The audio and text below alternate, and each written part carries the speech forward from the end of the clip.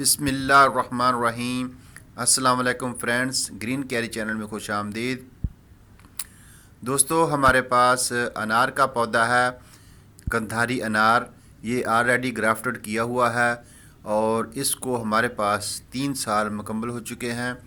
तो हमने last year इसको एक प्लास्टिक के पोट में लगाया था, जो कि बहुत ही हेल्दी और ज़बरदस्त सा प्लांट है। तो इसकी रूट्स जो हैं वो काफ़ी बाहर निकल चुकी थी गमले से। हमने इसको अभी रिपोर्ट करने के लिए निकाला है वहाँ से। और दोस्तों, अब इसकी तमाम जड़ें जो है हम कट कर देंगे, सिर्फ इसकी जो मेन जड़ है उसको रखेंगे।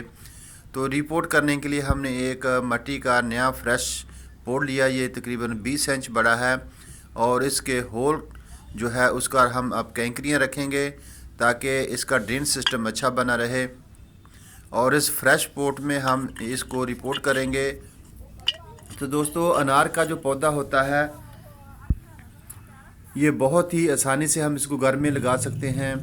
तो इसके लिए हम ज़रखेज़ मिट्टी तैयार करेंगे, जो कि 1 साल तक हमारा पौधा इसी ज़रखेज़ मिट्टी में अपनी खुराक लेता रहेगा।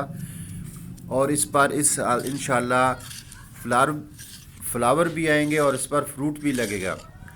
ये कंधारी अनार खाने में बहुत ही मीठा होता है। इसके दाने जो होते हैं वो सुर्ख रंग के होते हैं और इसके हज़ारों फ़ायदे हैं। तो अपने गार्डन में हमने इसको लगाया, इंशाल्लाह हम इसका फ्रूट भी खाएंगे। तो दोस्तों, ज़रखेज़ मिट्टी में हमने जो मिट्टी थी हमारी उसको पहले खुश्क करेंगे। इसके अंदर हमने अपने किचन वेस्ट से बनाया हुआ वर्मी कंपोस्ट यूज़ करेंगे इसमें। और इसके अंदर हम ज़रखेज़ मिट्टी फसलों वाली इस्तेमाल करेंगे, जिसके अंदर काफ़ी हद तक ग़िज़ाइयत होती है और ये बहुत ही ज़रखेज़ मिट्टी होती है। इसमें हम 20% भालो मिट्टी भी यूज़ करेंगे ताकि इसका ड्रेन सिस्टम अच्छा बना रहे, इसकी रूट्स को अच्छी तरह ताकत मिले।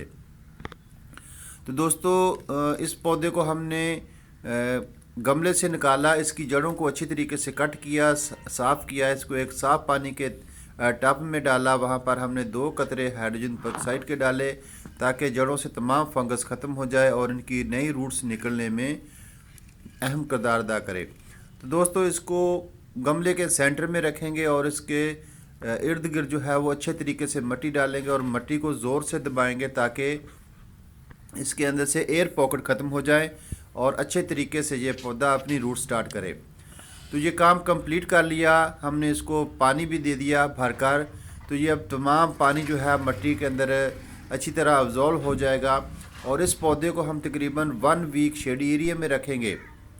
तो दोस्तों, 1 हफ़्ते के बाद अब हमने इस अपने अनार के पौधे को फुल सनलाइट में रखा, जहाँ पर हम 4 घंटे की मॉर्निंग धूप आती है और इसने अभी अपने नए नए पत्ते जो है वो उठाना शुरू कर दिए हैं। बहुत ही ग्रीन और हेल्दी इसके पत्ते हैं। इसको बुशी बनाने के लिए हमने इसकी ऊपर की शाखों को कट कर दिया था ताकि ये एक बुशी सा पौधा बने और इस पर ढेरों फूल लगे। तो दोस्तों, बताते चलें कि इसको हमने सिर्फ 1 हफ्ते में 2 दफ़ा पानी दिया। एक दफ़ा जब रिपोर्ट किया और दूसरी दफ़ा आज मॉर्निंग टाइम में।